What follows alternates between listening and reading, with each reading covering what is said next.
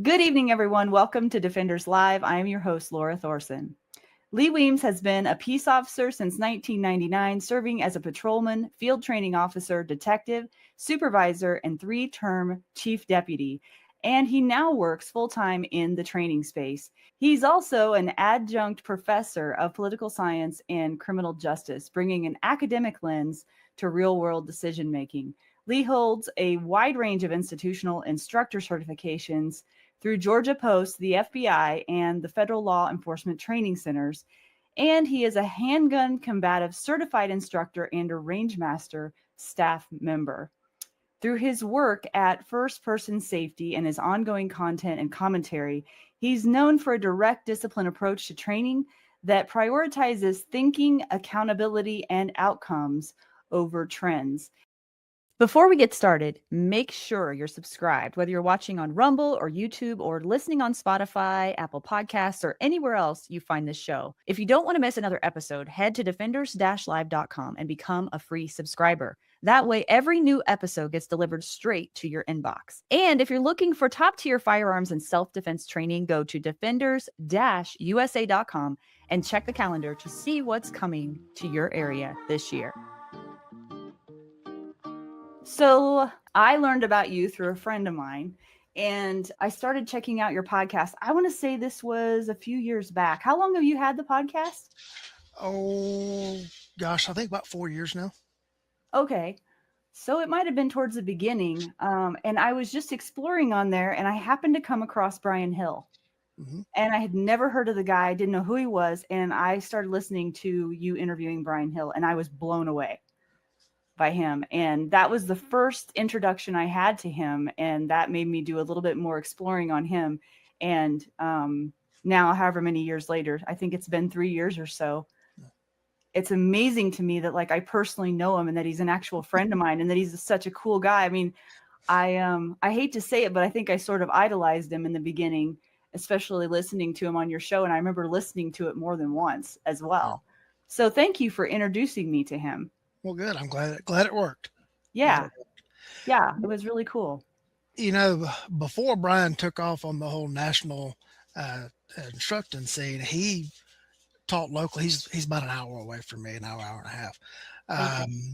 He had a martial arts gym not far Yeah. from here, and he mostly taught martial arts stuff and then did firearms in conjunction with that. Mhm. And one thing in this whole firearms instructor world, there's a lot of competition because there's a lot of people fighting for a very small pie, their Mhm. piece of it. Um, you would think that us being here so geographically close to each other that we would have been competitors, and we actually were not. We were very much colleagues. Mm. Uh, I promoted his stuff, he promoted my stuff. We would tell each other, like if people came to my class about, hey, and you also need to go over here and train with this guy. And he would do the Mhm. same thing. And we had a very good, long-standing running joke about who took success for whatever something good a student would do. Yeah. The pandemic got his martial arts studio, Yeah. that and some real estate stuff. Um, and that's when he hit the road as a national instructor, and it's done very well for him, and I'm happy Mhm. to see his success, and I'm glad that you found him through the show. Yeah. It's pretty Yeah. cool. I mean, I remember I remember where I was on the interstate when I told my friend after I listened to it already once. She was riding with me and I'm like, "You have to listen to this guy." It was that adamant. I was like, "This guy, you got to listen to this guy. Have you ever heard of him?" She's like, "No." It's just crazy how you can touch people, Lee. I mean, I think as podcasters we forget what the reach can actually be and the hearts that can change or the minds that can change just from one little conversation, right? That to us might not be a big deal, but it might be exactly what someone else needs. Yeah, my show started by accident. I was going to ask you that. I had no intention of having a podcast. I just Really? didn't. It was not on my radar. I didn't Uh, either, actually. for 12 years, I was the public information officer for the sheriff's office that I worked at. And if anybody Googled me once I was out of the chief deputy PIO role, and was trying to get the training business up and going full speed, if anybody Googled me, all they would find was news stories of me talking about a wreck in 2016 or Yeah. a string of burglaries or something like that. The training business didn't show up until like page 2 or 3 in the Google results. And so Hmm. like, I gotta put some stuff out that will be new content that drives people to the training The stuff. training. Yeah. That's smart. And so I started off just doing uh, a few little short videos. I called them stop and think videos, and I would just like pose a question and would like try to get commentary and stuff going. And ultimately, Eric Gilhouse and I were going to have a conversation that was probably going to be about a 20-minute conversation. That was more than you could just do like a little 3-minute video exchange and drop through Messenger or whatever. So we did it by Zoom. And I put it up. I think it was like a 22-minute, something like that, thing on YouTube. And then John Hearn and I did one about the same time limit. And then somebody asked me, "It's like, when are you going to start putting these out as podcasts?" I'm like, "Well, I'm not." And I kept getting that question. It's like, when are you going to start putting them out? And so Carl Wren told me about what was then called Anchor. It's now Spotify for creators or whatever. So Yeah. it won't cost you anything. So I just started dropping what were basically phone calls I was already having with people. We just started Yeah. having them on Zoom, Yeah. and we just dropped the recordings on that, and it took off. Yeah. I was kind of shocked. The numbers got a little bit better than where they are now, and then they've kind of settled in. Yeah. But I was really shocked at how well it took off. And you mentioned about how people, something that happens on an episode, like you met Brian Hill that way. Yeah.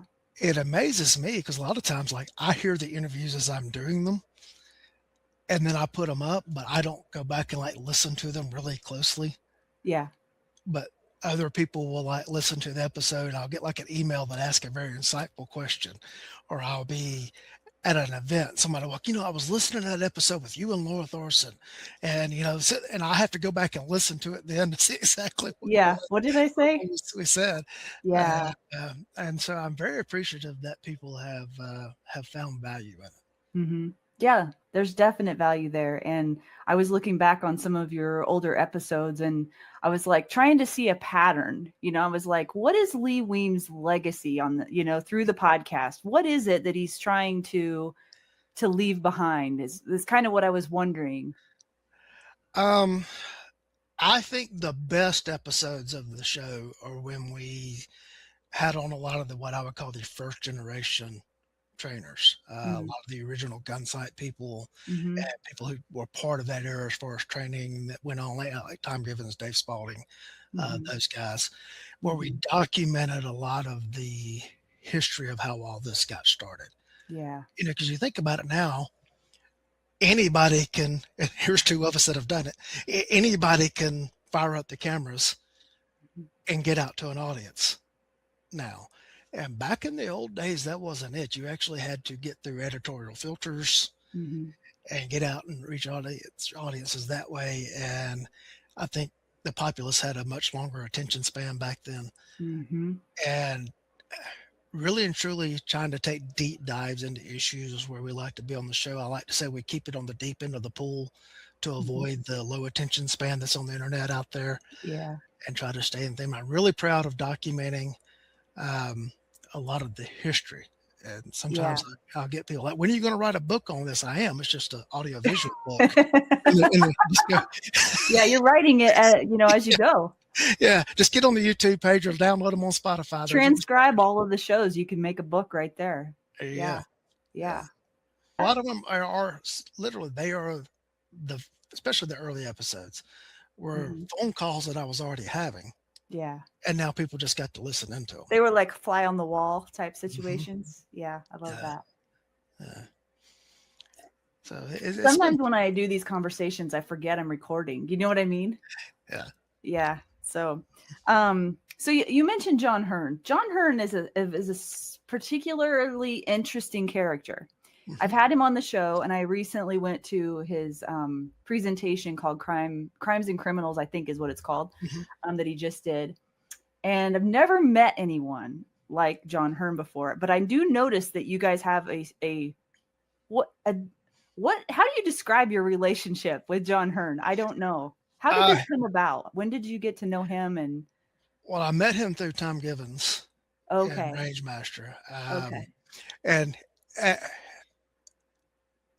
to hear us talk, people might not think that we like each other or that we don't respect each other. That is by far not the case. Yeah. The first time I met John, I went to Rangemaster's instructor development course, and Tom makes you get up and introduce yourself. And I got up and I really short sold my intro, my bio. And just before I got up there to say that, John was sitting behind me and he leaned up and he whispered something very sarcastic in my ear that I can't say on air and everything. And so I get up and I short sell my bio and I come back and I sit down and he stands up. Oh no, we're not letting you get away with that. And he puts me on the spot. And we've been ripping shreds from each other ever since, in a good natured sense. So how would I describe our relationship? He's the older brother that I did not want, but I kind of like. Wait, he's older than you? Yeah. Yes, he is. Really? Yeah. Huh. Not by Interesting. much, but he is. Enough for me to remind him of the fact that he's older than I am. Hmm. It's good to find people like that. Yeah. Yeah. Uh, where I place the most value on our friendship is he's someone who holds me in check. He and Eric Gelhaus is probably the other contemporary and all of that. We do John and Eric and I do an event. I can't say annually because we haven't been able to pull it off every year, but we call it the Cognitive Conclave. And it's all Oh about yeah. the thinking side of this whole shooting thing. Yeah. And, if I want to start throwing stuff out there, like putting it up on social media or in a conversation, John will challenge me on it and Eric will challenge me on it. And we do the same thing to each other.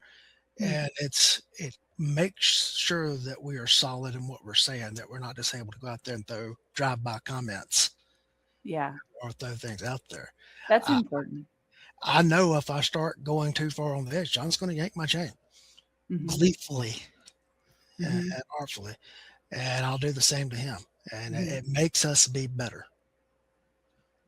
I love that. I have some people like that in my life too, and I give more weight to what they say than I do anyone else. So for good reason. um, I wanted to ask you before we get, because I guess before we get into the business, because I have actual Right. questions that I Hmm. have written out for you. But, just as a side note, I'm wondering. I didn't ask you this before the recording, but as we're recording today, as far as world events go, the Minnesota ice thing is a really big thing going on right Right. now. I'm really curious as to your perspective and your commentary on that, if you want to comment about it. It's been what, 3 or 4 days now? Sure. Sure. One is first and foremost, it is irresponsible to make hard and fast opinions just off of video Hmm. without having interviewed people that were involved and know what was going through their mind. Um, I have seen 3 different angles of video from this incident. Hmm. If all I had seen was the first one, I'd be raising eyebrows. I'd be questioning, The passenger side video, right? or Yeah, no, I'd the be, driver's side video. Is that the yeah, one you're referring to? and that's the one the news media keeps running with because that's the Yeah, one that um, is the the gal. most questionable. And Yeah. speaking of that, the first time when I first started looking for video on it, um, one of the news outlets had one of the other angles up first, and then they replaced the video at that link with the Hmm. more questionable angle, Really? right? Because I sent the link to someone in Texas, like, "Hey, have you seen video of that? I'm not where I can watch it." So I said, "Yeah." I sent them a link, and then later I clicked on it to watch it again, and it was a different video than what had Hmm. been uploaded previously. Hmm. Yes, I won't say that. I don't want them to get in the battle with the news outlet. But you watch those the one that's from like the showing the driver's side of the vehicle, Yeah. I could see where people are finding, at Hmm. least have serious questions about it. You watch the one from the other side of the vehicle and you go, oh, that looks a whole lot more justified. Hmm. And then you watch the one that's from like the camera that was in the officer's hand or the Hmm. agent's hand. That paints a whole other another picture. Now, here's what I'm talking about. Where you can't let video make make hard and fast determinations from that. When I first saw the videos, I did not have the knowledge that this officer had previously been drugged by a vehicle. Hmm. That changes a whole lot because you have to factor that into his whole calculation of reasonableness Right. there. Yeah. Um, the Supreme Court in a case called Graham versus Connor established on the civil side what the framework for making justification determinations in a use of force case is.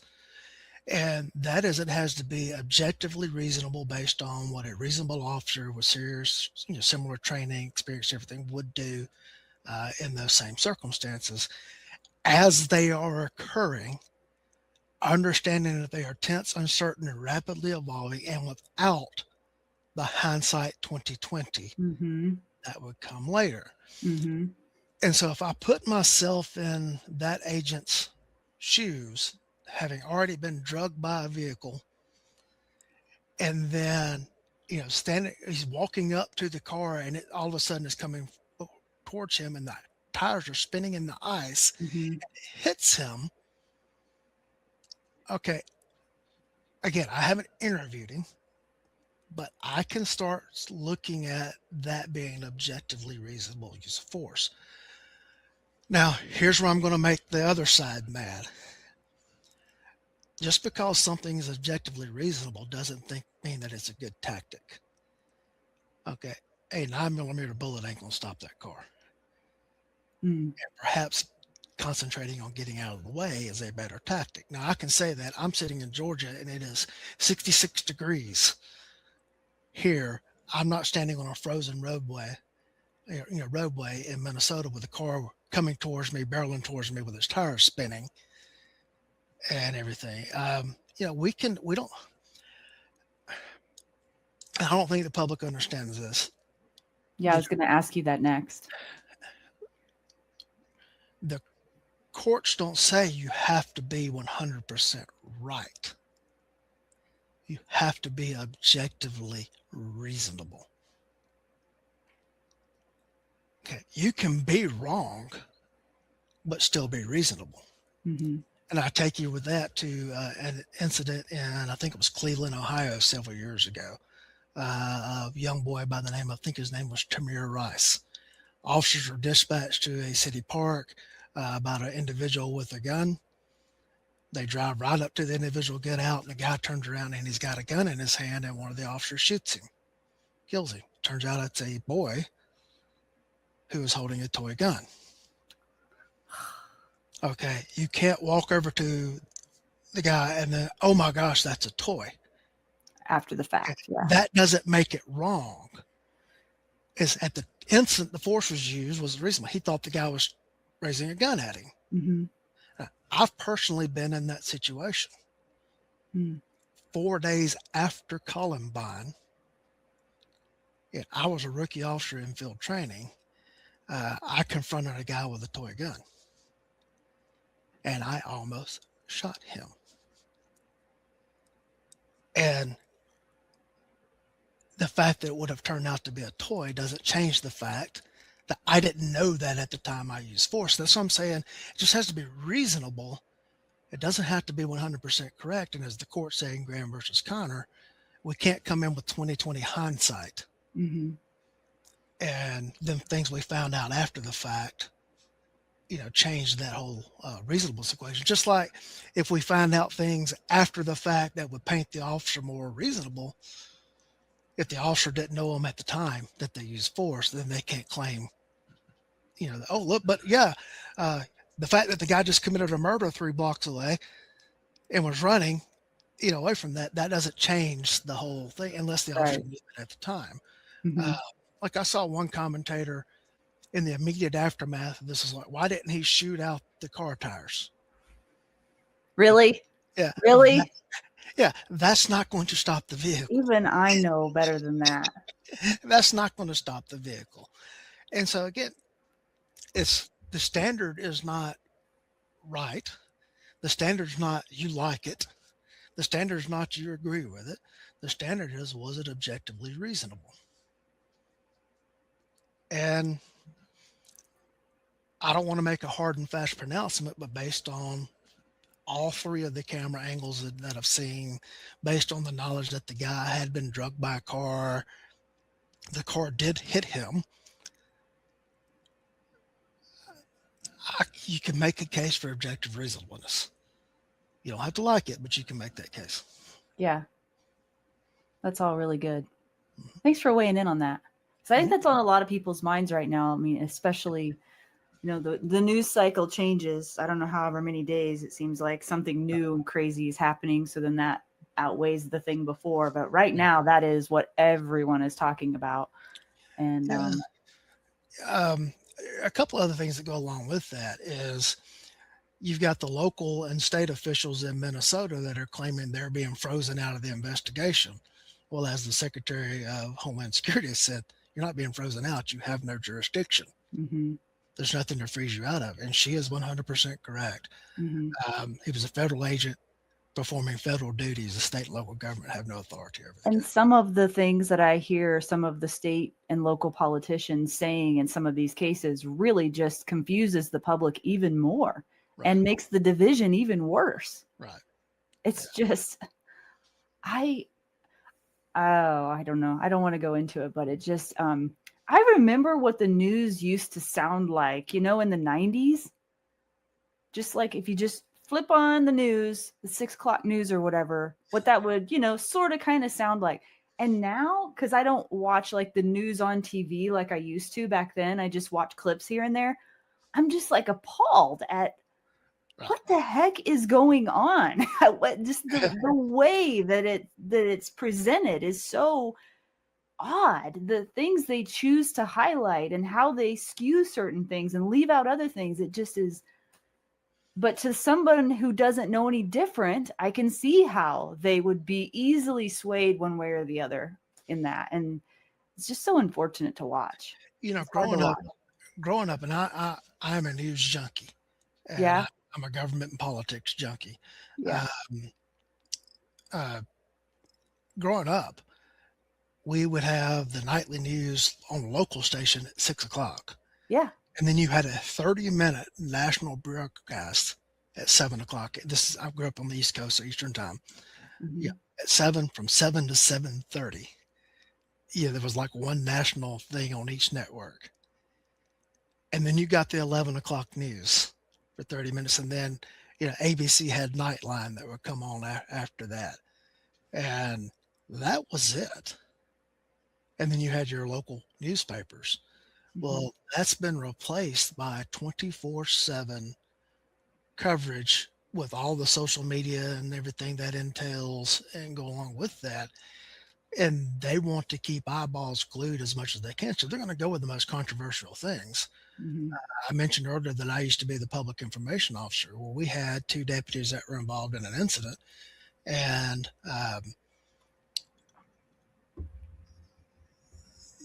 it's, the incident's going to be some things that some people just aren't going to like about it.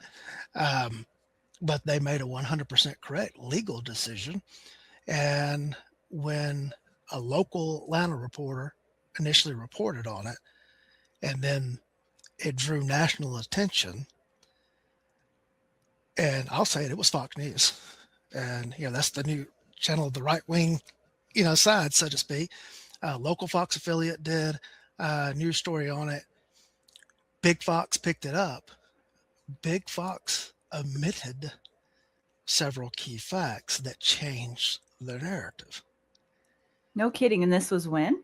In the 90s? This would have been late 2010s, Okay. somewhere around in there. And basically the whole incident was that Springtime temperature around here were like in the 80s. We had a brand new shopping center open up. There was a lady that went to go shopping. She left her dog in a car. Mm. Passerby see the dog in the car. They're concerned about it, so they call 911. Dispatchers dispatch a deputy, and they call animal control. While while the deputies are on the way, another passerby comes by and he's pushing his wife in a wheelchair, and he sees the dog in the car, and he takes the footrest off of the wheelchair that his wife was in, and he breaks out every window in this car. Not just a window, like all the glass from the sides. He didn't take out the front and rear windshields. And the dog gets out and like runs through the parking lot. And the owner comes out of the store, and there's her dog sitting there at the door to the store that she went in. She's like, "What? How did you get out of the car?" And she goes walking out, and there's all these shards of glass and Oh, everything. man. Other bystanders tried to stop the guys, like, "Wait, no, no, deputies are en route." And he busts out like four windows out of this car. And at this point in time, the deputies pull up, and um, this woman tells the deputies, like, "I want him arrested. He just, well, under Georgia law, it was criminal damage to property, second degree, a felony. Wow. Damage was over $500. So the deputies ended up, they arrested him. Animal control cites her for leaving the dog unattended in the car. All right, so they're both sides are catching something Yeah. here. The animal rights activists got it after it got into the media, and there was change.org petitions with my name on it, want me to drop the charges. People from all over the country were calling in the office screaming at me. Wow. Yeah, all this stuff going on. And when the news cameras started showing up to interview this guy, he's like, I am a veteran of the Gulf War, and I saw all this death and destruction, and I couldn't stand to see this dog suffer. And Fox News, Big Fox, runs this story: veteran arrested for saving dog from car. Oh, wow. Well, I gave the producer pictures of the car. I kind of told them about her. She was also charged, all that kind of stuff. They left all that Left out. that out. There was nothing that they reported that was not factually, everything they reported was factually correct. They just left Yeah. out some facts Huh. because veteran arrested for saving dog attracts viewers. Yeah. And it was so bad that the local reporter called and apologized to me. Oh, And that was man. a first. And I'm like, look, I understand your report was entirely accurate. You didn't do anything Yeah. that we would be upset with you about anything. You did your job. You reported a news story. You reported it accurately. You reported it fairly. I understand. Now, if I ever get a chance to, and I'm not going to say their names, but two Fox people from the Fox News Channel, if I ever get a chance to have a face-to-face conversation with them, it'll get ugly. But Okay, here's my question, going a little bit deeper on that. And I wasn't planning on this, but sometimes it's more fun that way. What is it exactly about a good story that people can really sink their teeth into and really take a stance and a side on something? What is it about that? That's so that they're actually encouraging and you know what I'm saying? Like what is that about? well, veteran arrest is automatically going to get, and the headline is automatically going to draw in viewers. Saving dog is going to automatically draw in Appealing to safety viewers. emotions. That's what Right. it is. Yeah, it's appeal to that. I'm going to go on the Wayback Machine here. Vince Dooley was the longtime coach at the University of Georgia football. One of his assistants was his defensive coordinator, was a guy named Irk Russell. Irk used to get mad, and this was in his book, that people would name their sons Vince and their dogs Irk.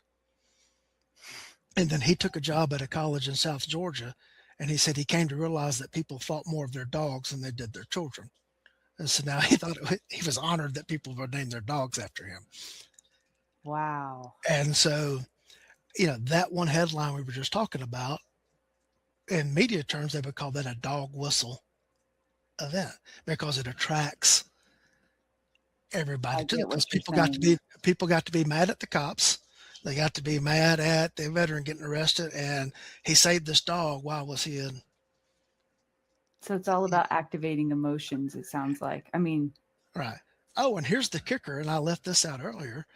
Um, a military friend of mine looked up the guy, and he is technically correct in that he was a Gulf War veteran. But offensive operations in the Gulf War began in February of 1991. The guy arrived in country in December of 1991. And hmm, I gave that to all the news outlets too, hmm. and they didn't report that. I don't know why I'm surprised. Yeah, I shouldn't be at this point. right. And so, what does all that have to do with it? So you go back and look at the incident here in Minnesota. It's a sharp dividing line dog whistle issue, and people are making hard and fast formed opinions Mhm. Same off in of a Portland right camera, now, too. off of a camera angle. Because look, if you're left wing, these evil ICE agents are up there, and she didn't want nobody to hurt him with that car. Hmm. You know, if you're on the other side, obviously she was running him over with that car. It was perfectly reasonable for him to, to do what he did. And so it's getting the eyes from both sides are all glued to the media. Is And this going to get better over no, time? What is, where is this all going? well, The it's trajectory is not looking good right now. I hate to be doom and gloom and everything like that, but every country on earth has a time span. Yeah. And if you look at history, And when I travel the country too, I'm not seeing those isolated incidents and hmm cases that I see on the news. right. I'm not getting that same vibe everywhere I go. You know what I mean? It doesn't feel widespread. And but is it becoming more widespread? I don't know. There's definitely an urban versus rural divide. That is definite. Hmm. But even in the rural, okay, rural, you might be 70% conservative, 30% liberal. In the city, you might be 70% liberal, 30% conservative. Yeah. Um, but there's definitely an urban rural divide. It's not like a state thing anymore. Yeah. I Uh, know because yeah, Montana has changed a right. lot. And the western states are more susceptible to it than east and west coast states are because your population's so sparse. Hmm. It won't take many people moving in from from California to flip your elections. Hmm. That's what happened to Colorado. Hmm. Denver Yeah. and Boulder are very liberal, but they outnumber the rest of the state, which is very Hmm. conservative. Hmm. So, but Fun times we live in, Lee Weems. yep, yep, unfortunately, but yeah. Yeah. So maybe this would be a good time to go into the question I was going to ask you about bureaucracy Okay. and the profession that you're in. hmm You have a story about this. Tell me the background of how bureaucracy has changed your career, your Bureaucracy perspective. completely changed my path. Um, I did not set out to be a peace officer. It was something I always had an interest in, but it was not something that was like my first goal. And I graduated high school. I did not have a college preparatory diploma. I never took any of the college prep, Really? exams, none of that. Matter of fact, I was not in the smart group in school. I got labeled in middle school and got put in the dumb group. What? And yeah, like I said, don't have a college prep diploma, and none of that. Um, Graduated high school. My junior year, I was forced to write an essay, and I wrote an essay on how I would never set foot in a classroom again after I graduated from high school. Um, Hmm. after after about 4 years of manual labor, I decided maybe that was not the best path, and I started looking at technical school options and everything, and maybe getting a better trade out Yeah. of this. Ultimately, ended up quitting a job and I could go back on my parents' health insurance if I was a student. And just to buy time, basically, to figure out what to do next move, I called Georgia Military College. I used to go to lunch every day, had a little fast food place that was near where I worked, and a poster was up in it was a Dairy Queen and advertising that you could go to Georgia Military College for $1 a quarter based on we have a scholarship program here in Georgia. Hmm. And I said, well, I can swing $1. And if I go to college for a quarter, I can go back on my father's health insurance for a while and that'll buy time for me to figure out what to do. And so I called the number on that poster. It's like, what do I got to do? And they said, well, come down and take our entrance exam. And so I go down and I take the entrance exam. I scored a 97 on the reading portion, a 93 on the writing portion, and a 74 on the math portion. Because Hmm. I had been put in the dumb group because of my math scores in school. So I go in and end up enrolled in my first quarter of classes. They put me in all college level classes because I had passed. After the first day of college algebra, I went to my advisor and said, I'm not ready for college algebra. And so by my own choice, I took a remedial math class. And the next quarter, I took college algebra and had such a high grade in it that I exempted the final. For the first year of college, because I was having so much fun, I was like, well, I'm going to keep doing this. For the first year of college, I kept a 4.0. I lost it in college biology, and I got a little big for my britches, and I took trig as my math science elective, and I managed to get a B in trig. uh, Um, Decided that I was going to be a middle school teacher because in middle school I had been labeled in the dumb group. uh, I'm going to go back and I'm going to rectify this. I'm going to go be a middle school teacher to right that wrong. wow. And so I was going to be, that was my major, middle grades education. And in Georgia, for middle grades, you have to certify in 2 areas. And so I was going to certify in social studies and in English. Spend my junior year in college as an education major, get to my senior year, and they tell me that you're not allowed to have a job while you do student teaching. Well, at this point in time, I'm 26 years old, 25, 26. Like, I've got to have a job. Oh no, this is our rules. You're not allowed to have a job while you're in your student teaching. This is where I say bureaucracy changed my life. I Hmm. got caught up in this bureaucratic thing, and I was closer to a political science degree than anything because like I said, I was going to certify to teach in social studies. And so I just went in and changed my major to political science just so I could finish. Wow. And got a bachelor's degree in political science with a minor in history.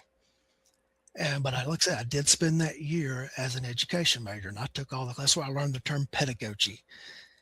That's basically the organization of a class. And Hmm. the operative part of that is peda, which is children. So it's teaching children.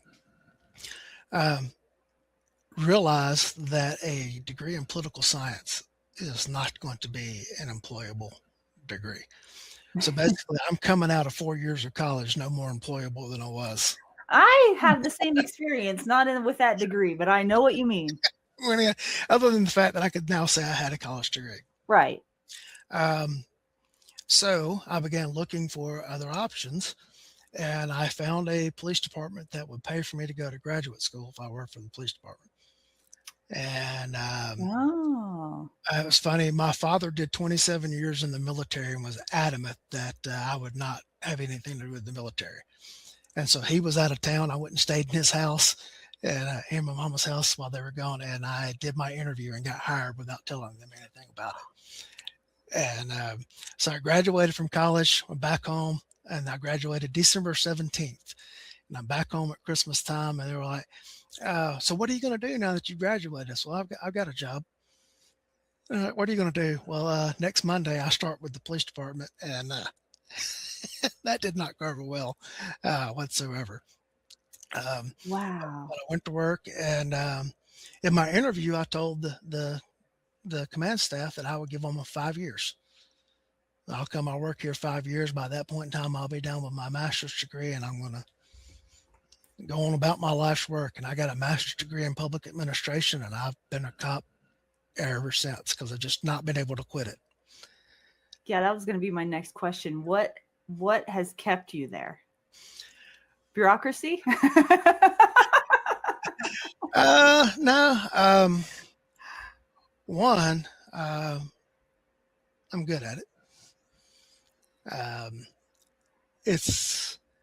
I would not be happy going and doing a job that did not have the mental challenge. And just yeah, going, never a dull moment, I'm sure. Well, there's dull moments, but right, with intermittent excitement and adrenaline dumps, I'm sure. just going and doing a job, even if it pays more, has absolutely no interest to me whatsoever. And there have been times where I tried to leave because I have I teach college classes and everything. I got offered a full-time education job at one point in time, and I considered it, and I looked at some other things, and I just kept coming back. I can't walk away. Is it from an obligation or duty standpoint, or is it a love, or could you help me understand what it is? Both. Okay. My father was military. My grandfather was a World War II veteran. One of his brothers was killed in World War II. Just a long sense, I've always felt obligated to be a part of something and do something that mattered. And I'm not besmirching people that have other jobs, but like sitting at a desk working on spreadsheets, or whatever, even if I could make more money doing that kind of thing, just not as fulfilling. There's the fulfillment of it. On my 10th anniversary, the sheriff in the neighboring county to where I was working offered me the chance to be his chief deputy. And so I went, and I was the chief deputy is the number 2 in the sheriff's office. You have the sheriff, and then it was me. And so I went from being a shift level supervisor to being chief deputy of an entire county. And just the challenge of that and everything that went along with it. And one of the reasons he brought me in was my passion for training. And he wanted to bring that into the sheriff's office. He realized that times were changing and he had to modernize. And so he brought me in to kind of fight a culture battle within the office. And I did it too good because ultimately I trained up the people that ended up replacing me. But awesome. Through that, like all of a sudden, I get to determine what the training program is instead of carrying out what somebody else was doing. Right. That's a big deal. Right. And through that research led me to a guy named Tom Givens. And so I brought him in, to hosted a course just so I could take it and everything, and brought him in, and ended up myself and another couple of the guys, we started taking turns bringing in national level instructors. That's so awesome. Swapping, taking the spots and swapping them around. We built up our entire training cadre that way. And just how I managed to get into the open enrollment training world was doing that, bringing those people in. And ultimately, Tom took me under his wing and invited me to join Range Master as a staff instructor. And, through that, I've anybody that knows me from the firearms training world, that's how it all transpired. I love that. I've always wondered. So yeah, I appreciate you explaining that. And you said that this topic segues into the domains of knowledge that you had emailed me. Could you go into that for a minute? Yeah. Well, let me go back to something from the education standpoint first. I mentioned pedagogy a minute ago. And if you're going to learn how to teach children, be a school teacher, they pound that pedagogy into your head. Excuse me for a second.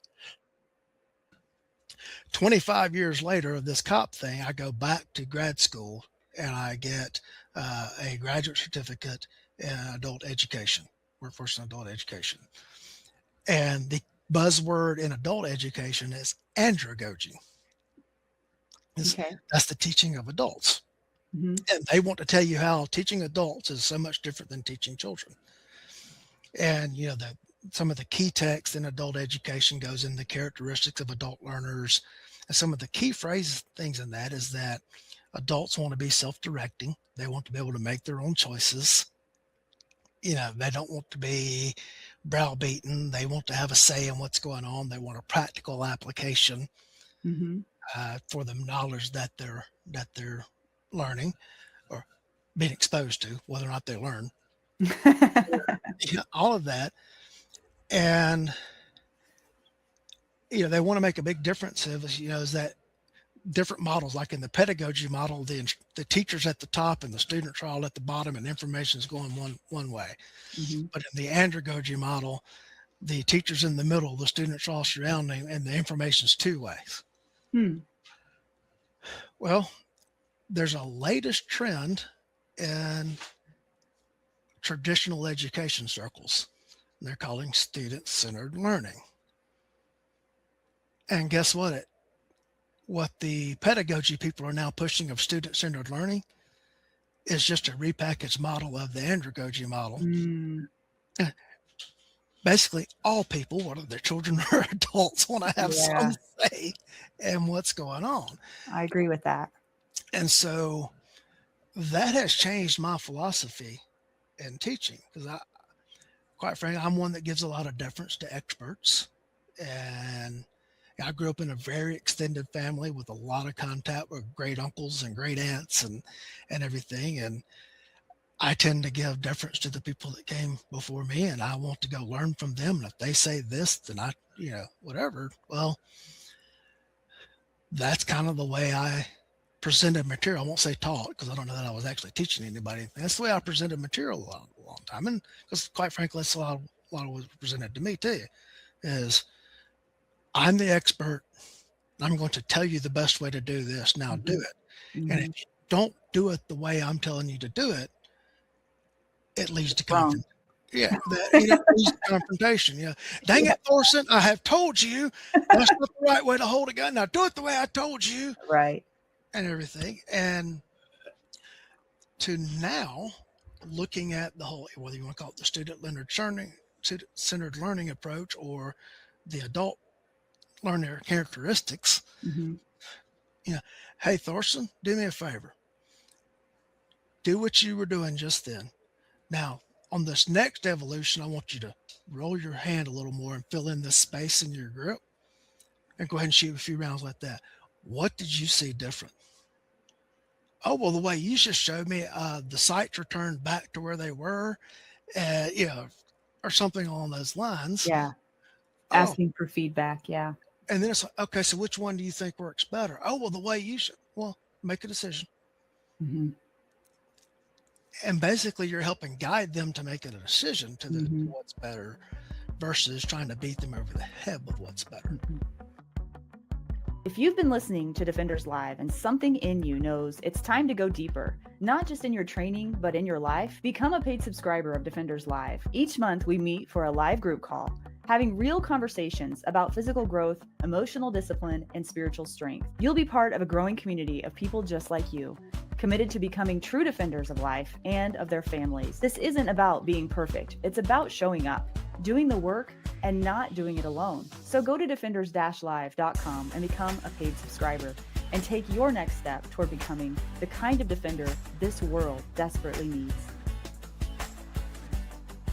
I totally experienced that early in my instructor career, where I felt as though it was my responsibility to download information into the brains of my students. Yeah. And probably 3 years into it was when I started changing my mind about that, because I met someone who did it differently. And I went, wait a second.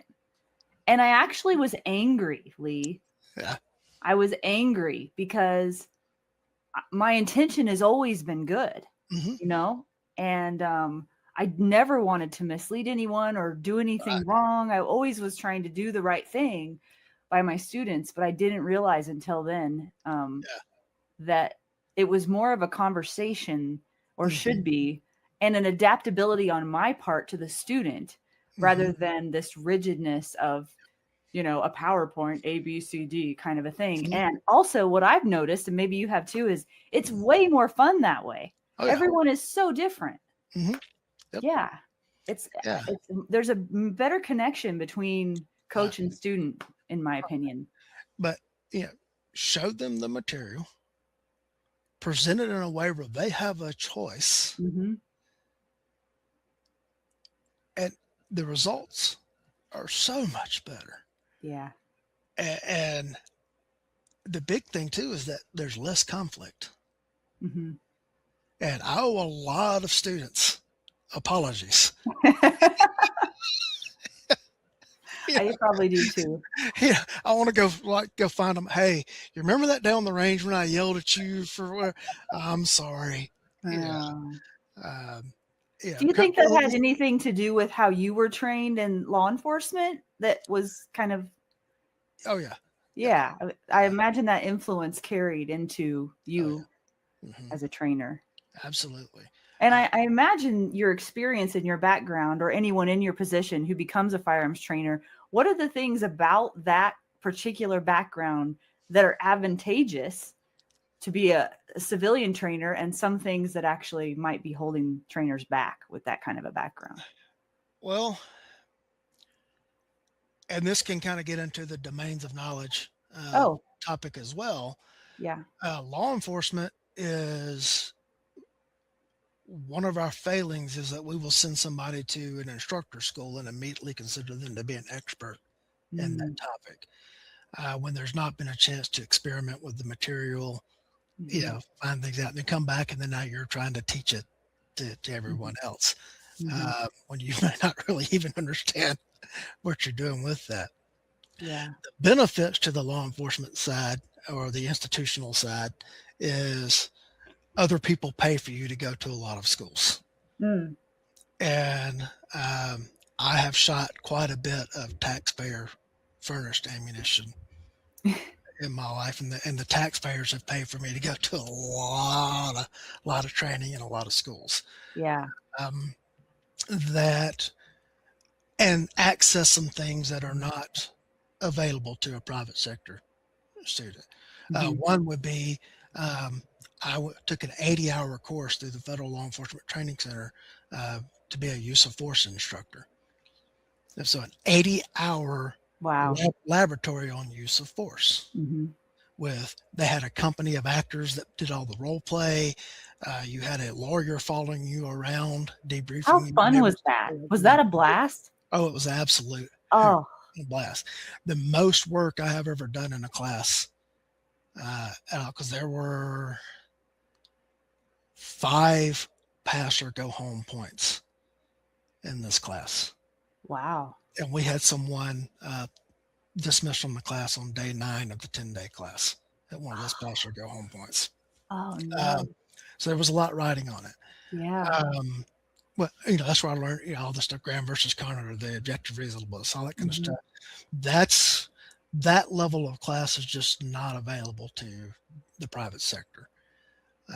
So that's from the law enforcement side where you can get into it. The other thing that goes along with it is you have a ready-made laboratory of students to experiment with, Mm.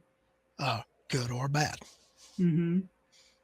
And quite frankly, early on, I was in that I'm in charge of this class. We're going to do it this way. This is the best way to do this. Now go do it. Um, and those are the people that I owe a lot of apologies to. Versus now, where I'm getting to do it on the other end of, all right, I'll try this. What did you notice? Mhm. Okay. Compare it to this other method. What did you notice? Mhm. Which one do you prefer? Right. Well, that's probably the one you should do. Yeah, And, I think on the decision-making side of things too, you've been put in situations where you've had to make some really important decisions right. that somebody like me just haven't been put in that scenario. Yeah. In that real life scenario. You can, simulate that to some degree, I know. But Yeah, I talk a lot about the dividing line between technical and application, the technical running of a gun versus the Mhm. application of force. Mhm. And quite frankly, the shooting problems that are out there don't take a whole lot of skill, like real Yeah. world shooting problems. Mhm. You don't have to be a grandmaster to defend Mhm. yourself. Mhm. Now, as soon as I say that, all the competition side of that, they go, you're just saying that because you can't do it. Okay. All right. Um, I just don't find the value in it to go work that hard for it. Mhm. I easily made master an IDPA, but um, I'm just not going to go out and bust my tail on all the expense to go chasing this card and grant and A USPSA. It title. doesn't Yeah. interest me. If Sure. it interests you, go knock yourself out. I'm not saying don't be good. Mhm. There's never a problem with having. Let me rephrase that. You there's never too much technical skill. Mhm. The more technical skill you have, the better off you're going to be. Um, but as you stated in your question, is on the law enforcement side, you do actually apply. Mhm. Whether or not you press the trigger or not, you are involved in use of force decisions on a pretty frequent basis, and you learn to process that information in a way that you're not going to get on a square range somewhere or a competition range. Right. Right. Um, Yeah. Yeah, and just you get the access to that. Like I've got a computer at my work that has all kind of scenarios built in it. That's got a projector screen, and can go run through all of those scenarios. We can all put on soft armoring, load up sim guns, and Mhm. go play building clearing, and Mhm. shoot each other with sim rounds and everything. So you do get that opportunity more so in the public institutional sector than you do in the private open enrollment sector. And there's no translation for that experience. Yeah. Now, how to run a gun translates across all of them. Mhm.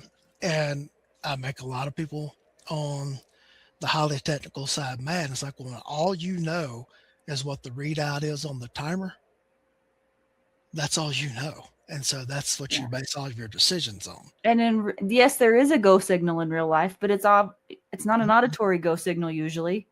That's Mhm. one thing that, you know, Yeah.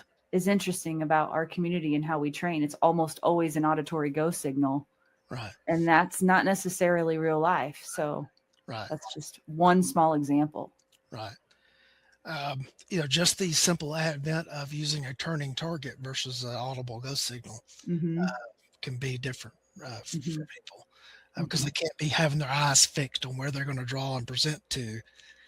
Mhm. They got to wait for it to appear. Yeah, I had a really I don't think I've ever talked about this. It just had never occurred to me, but when I went to Gunsight, they have those targets that spin Mhm. around.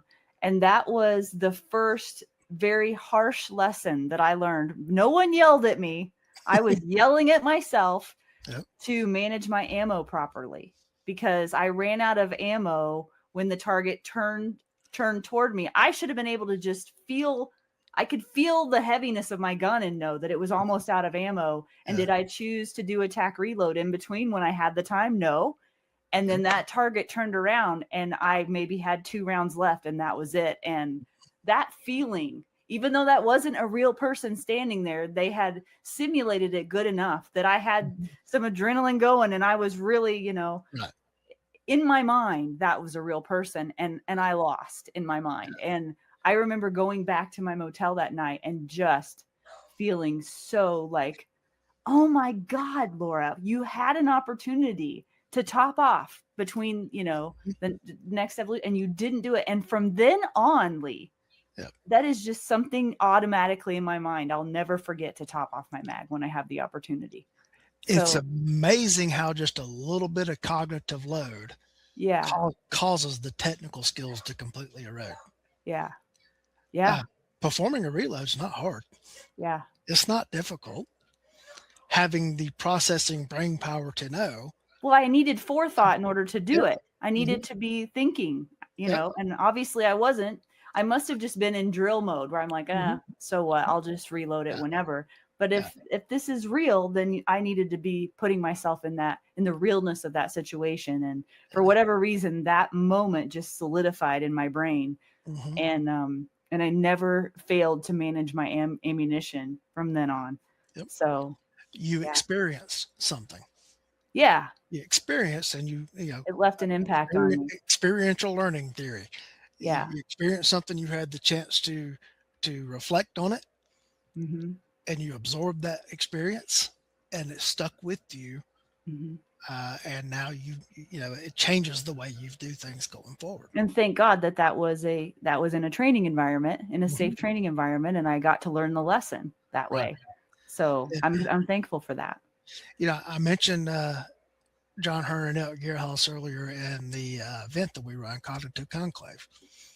It's 2 days of us putting you under cognitive load and, you know, running shooting problems. And, this is amazing, the things that you see, that people that have really good skill, good technical skill, Mm-hmm. that fall apart when they get cognitive load. Mm-hmm. And And not very much of it either.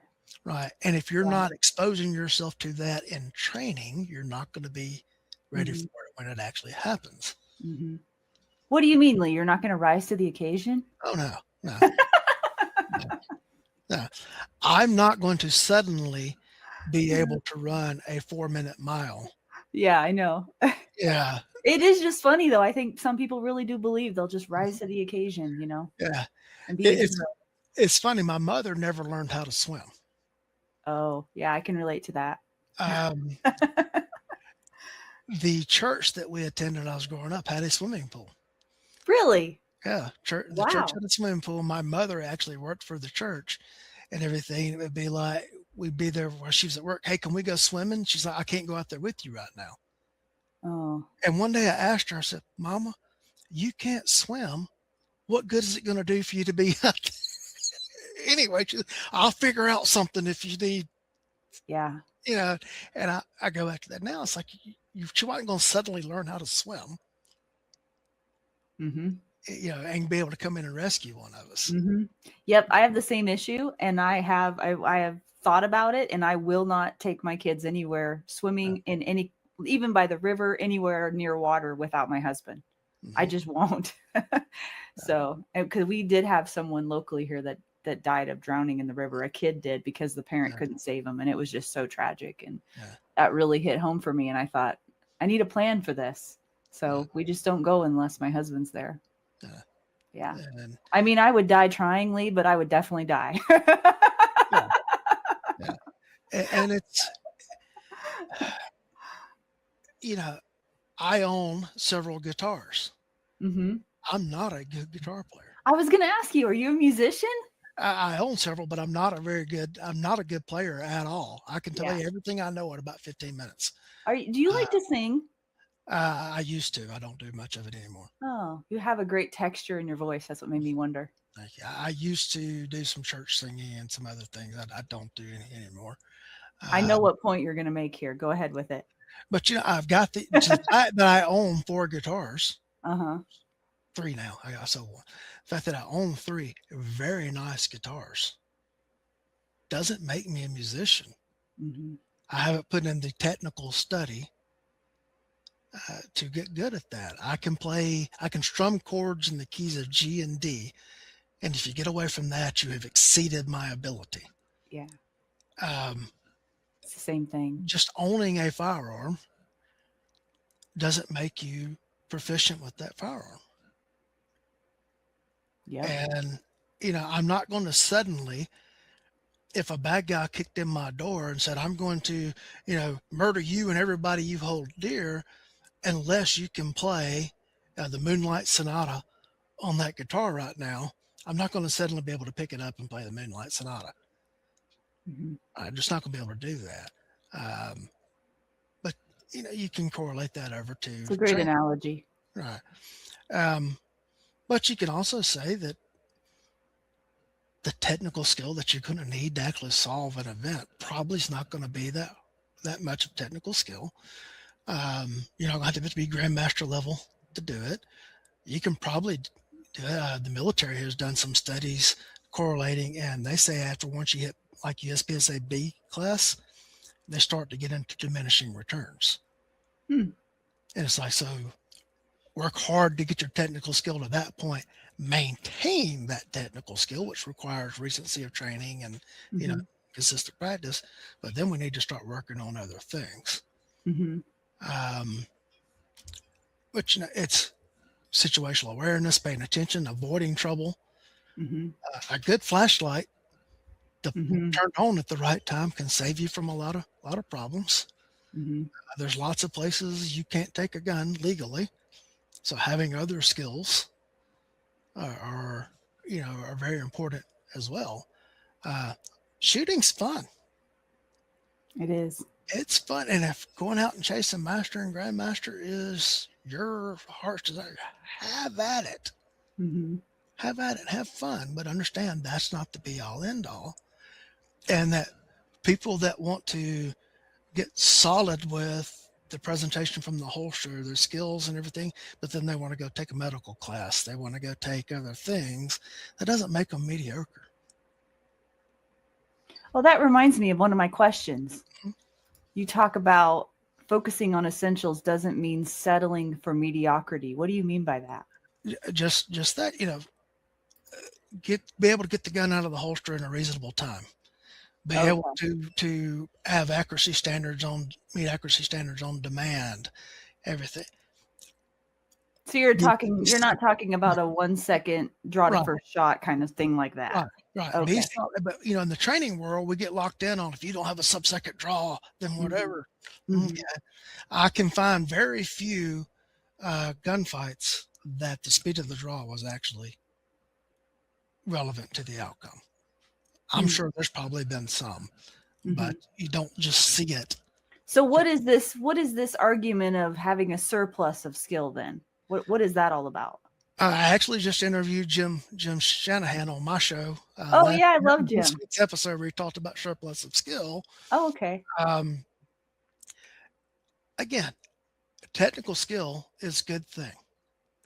And if you've worked hard enough to have that sub-second draw, which I don't think really exists, good for you.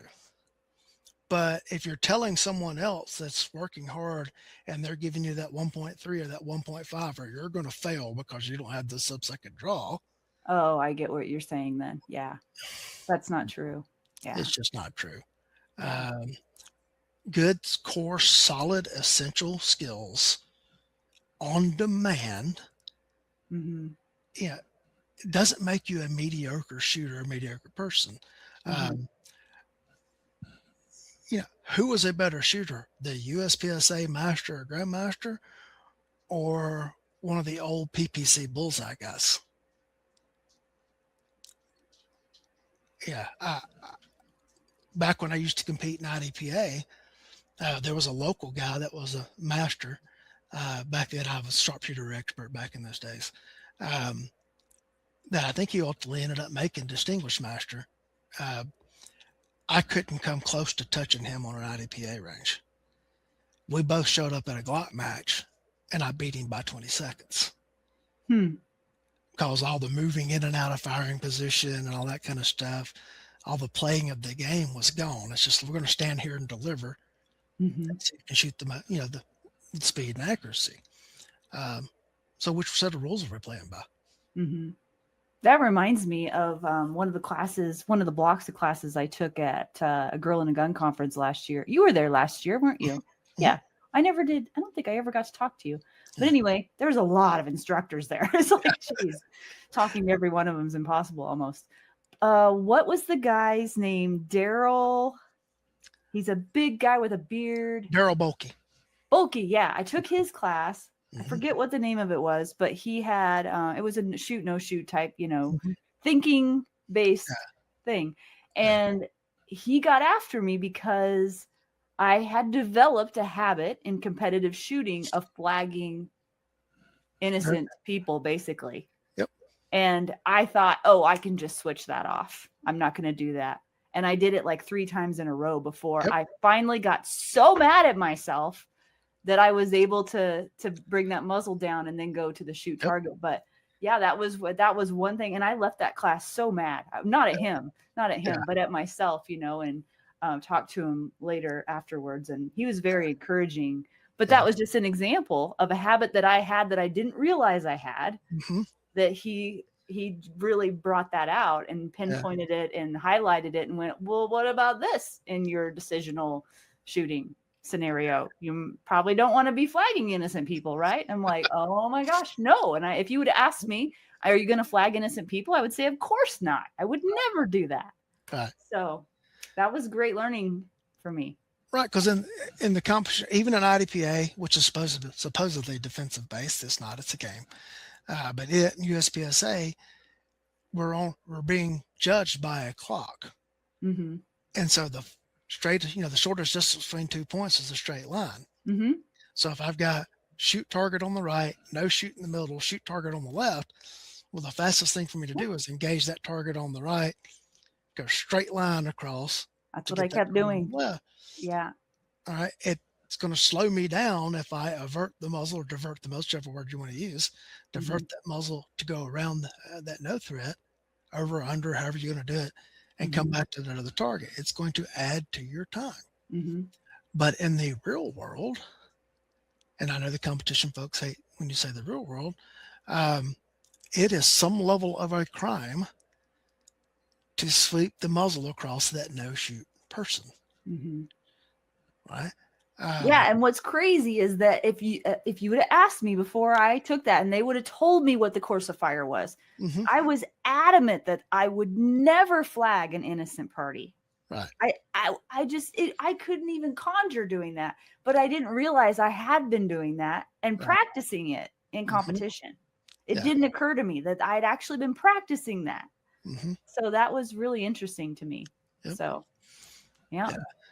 And again, it's fine if you want to go play those games.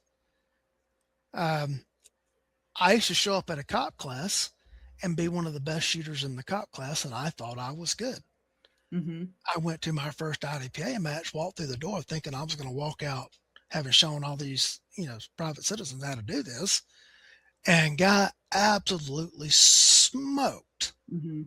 Like, oh, there's a whole different level of good out here. This is the way of the world. Humble pie is a thing. Right. And so then I started concentrating on that technical skill portion of it and everything. But you can't, it's both of them balance into the equation.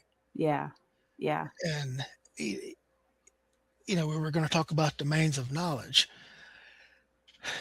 There's this thing that came out of some Department of Defense research in the 1950s. A psychologist, last name of Bloom, came up with what he called Bloom's taxonomy, and he phrases domains of knowledge. And like the lowest level is you're being exposed to material. The next level is you remembering the material. Then it's, and I'm paraphrasing a lot of this, being able to regurgitate the material. And the highest levels are being able to take material and compare and contrast it to each other and make judgments. And then at the top is being able to create and synthesize your own material based upon your knowledge of a topic. In the law enforcement world, in the private sector world, and I don't know about the military, but I'm sure it's probably the same thing, we go to this one class and we get this instructor certificate and we think we're the expert. We want to run out and start teaching classes when really we're at the lowest level. We're at the second level in that domain of knowledge. And it's really not until you're up in where you're able to start being able to synthesize and create your own material that you're really qualified to be out. And I don't even think that years of experience even is the factor. I think it is exposure to new information and who it is that you're listening to in your circle. And are you reaching out for new information on a regular basis? That is more important to me than how many years one has been an instructor. When I have someone come to a class and say at the end, they walk up and say, this was the first class I've ever taken. And I said, well, you know what? Then it was both the best and the worst class that you have ever taken then. Because they don't know whether it was good or bad. Yeah. They can say, well, I had a good time and I got exposed to things I didn't know before, but do they really have a basis of knowledge to know Nothing to compare it good to. or bad? Yeah. Right. You know, I've been to classes when I was a newbie. Like, oh wow, that guy, he's teaching the class. He must know what he's talking about. And then later on, like that guy had no clue. Yeah.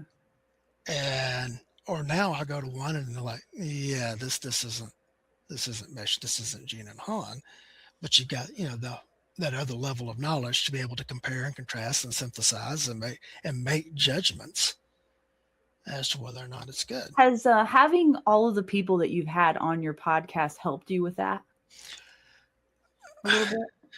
Some, yeah, because it exposes. Sometimes somebody will say something that'll cause me to go digging into a question or whatever, Mm-hmm. and learn more about it. More so has just been the breadth of experience over years, and then challenging assumptions. Mm-hmm. And well, I will say this, as far as a podcast guest that really, really put things into focus for me, Jerry McCown, who was a longtime gun psych guy. Mm-hmm.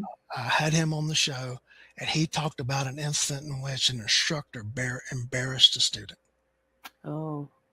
And he pointed out that if you embarrass a student, you have lost them forever. Mm. And I immediately, when I talk about people that I owe apologies to, I was like, You've done that. there Yeah. have been times where I've done that. And that's when I started seeking out information on teaching adults. Like, I've got all this stuff that I've learned and all these things. What's the barrier to presenting it to the students effectively? And quite frankly, I was the barrier. Mm. And the way I was presenting things, and it's like, I've got to get better. And that's what I went to, did that other graduate program, and started focusing in on different methods and techniques for disseminating information. And I like to say it now as teaching through questions versus teaching through mandate. Mm. What characteristic of adult learners that adults want to be self-directing. So instead of me directing you, I give you choices. Now, sometimes I may intentionally give you a bad choice compared to a good choice. You'll pick the good one, yeah. So you'll pick the good one. Yeah. And just like the drawing a pistol from the holster, the 4-count draw stroke. Mm-hmm. On the 1, the strong hand goes to the pistol, support hand goes center of line. 2, pistol is lifted from the holster and muzzle's turned towards the target. 3, the hands meet center line, and 4 is presented, to the target. I can't tell you how many times I have fussed at people for letting that support hand dangle instead of going, no, Thorson, I have told you on the 1, the support hand goes center line. And so now when I'm working with a new student, it's like, hey, what I want you to do is start with your hand on the pistol and your support hand dangling by your side, and give me 5 presentations. Now I want you to start with your hand on the pistol, your support hand center line, and give me 5 presentations. And then I ask, what did you notice? Mm-hmm. And I inevitably get, well, when my support hand was center line, I established my grip. They'll say something like better or sooner or whatever, or I was able to see the sights quicker. Mm-hmm. Or I didn't feel like I was chasing the gun with my support hand versus when it started down here by my side. And, oh, okay, so which one do you think is probably the better approach? Oh, definitely getting the gun to my support hand to center line. Well, that's what you should do. You know what else I think that teaches students is that when the right questions are asked, the answers come from them, not from an external source. Right. And as a student, I've made the mistake early in my student career, I guess you'd say, of giving so much weight to the instructor and looking to them for the answer that I didn't realize I could find the answer myself if I experimented enough and got really curious. And even I could come up with different answers that work better for me than what I was even taught. And I think at the end of the day, that's really what a true student is. A student, for me, like, I think I should be a student of myself, of what really works for me well, and understand why that is. So I think I learned to be a better student. Yeah. Well, the whole traveling instructor model is built on I've got 1 day or 2 days. Mm-hmm. to impart a bunch of information on you, and then I'm leaving town and you're going home. And the Mm-hmm. whole theory is that you're going to go practice what Yeah, what you would think. yeah. Um, versus if I had you in like a training club Yeah. or like the martial arts Ongoing. model where you go every one night a week or 2 nights a week and everything, Yeah. and you could do things over time. Yeah. Before I took the job that I'm in currently, um, I before I retired from the sheriff's office, one of my last things there was I was running a training program for jailers that were going to go to the police academy, and so I got to experiment with a lot of this because I was doing the grad program as I was running that thing. So I would go out and experiment with this stuff with my jailers. Mm-hmm. And then now that I'm teaching in this session that I am now, I just have carried that over, and I'm seeing the results of it from that way. So you were right. You are a teacher at heart, and you always have been. Right. And so, like I say, what I found out is there is no difference between pedagogy and andragogy. It's all student-centered learning. Yeah. Is you got to focus on the student. I was sitting around with a bunch of my colleagues one day, and we had some students fail a test. And we were looking at the questions that students missed and everything like that. And like one of them, I covered that and everything. And I explained that, whatever. And it dawned on me. And I said, guys, it doesn't matter that we threw it out to them. It only matters if they caught it. So we have to do a better job of imparting that information. So just the fact that it was on the PowerPoint slide and you mentioned it, doesn't matter. Mm-hmm. You have to make sure if they didn't learn it, if they didn't understand it, then you didn't teach it. Mm-hmm. You may have put forth the information. So you got to come up with ways to do that. So I teach criminal law and criminal procedure in my full-time job. And so when I do that, I've come up with all kind of scenarios and everything that they actually have to take the material that's coming from the original presentation and then take it and apply that to a scenario, and then we discuss the scenarios. That's like the third domain of knowledge. Right. Getting up Yeah. there, having to apply it. They're giving them, going back to that adult learning theory, a practical application Yeah. to the material. And then if we give them a test on it, and what we're seeing is the test scores are better with the students that have gone through scenarios. That makes sense. Just go through a. I mean, how many PowerPoint presentations have you sat through that it just went most of it? Yeah. I think most of us have. I don't think they're very effective most of the time, unless they're used as a supplemental aid. Right. And there's some of it you have to do that to set stage and give a foundation of informational knowledge. They have a place. Yeah. But, if you've worked in any kind of corporate America job, you've had to go through all kind of training from human resources. And you walk in and you go, first thing you sit down and say, what's in it for me? Mm-hmm. And I just have to go to this class and sit in it. And one of the things I learned along this journey is every year here in Georgia, peace officers are required to take a class on deadly force. But there's never any assessment to see if they're actually learning. Really? Knowledge. They just go sit through that 1 hour PowerPoint on use of force, and it gets entered in, and on our like checking a box then. On our data gateway, it switches from red to green that they've had their deadly force training, and they go on out for another year. I wouldn't call that training. That would be exposure. It's exposure.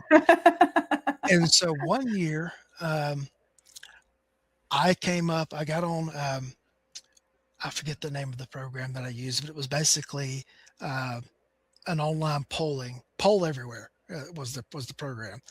And I wrote a bunch of questions on use of force and put it in this PowerPoint thing that would come up on the screen where they could all see it.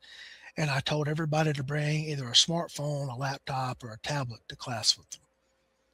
And I started running the questions, and I made a deal with them. I said, if on any question we get 100% correct answer, I'll just throw up the next question. if anybody misses the question, I'm going to teach that material Hmm. that question was based on. And Mm-hmm. every time I did it, even with 20 and 30-year career guys in there, I had to teach every question.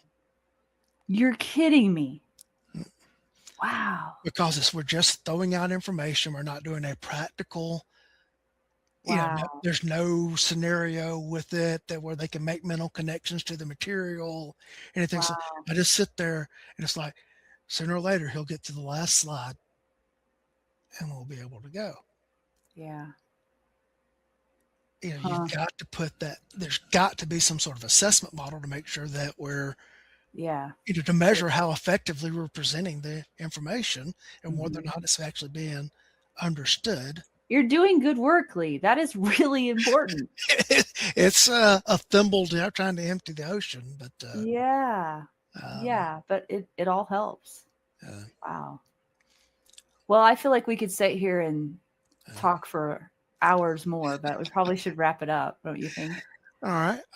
Well, if I could make a shameless plug, Yes, that's uh, exactly where I was going next. under the Range Master umbrella, I have a new course that is debuting on April the 18th, I think it is, Oh, called Enhanced Coaching Skills.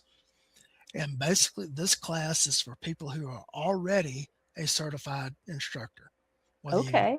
you've gone through Range Masters instructor program or you're a certified law enforcement firearms instructor. Okay. And it's going to be all about teaching the individual student. Because in the institutional world, a firearms instructor class is how to run a line of students through a course of fire, how to grade it, how to Mhm. do all that kind of stuff. It's not about me working with you and fixing you. You got to figure all that out on your own. Mhm.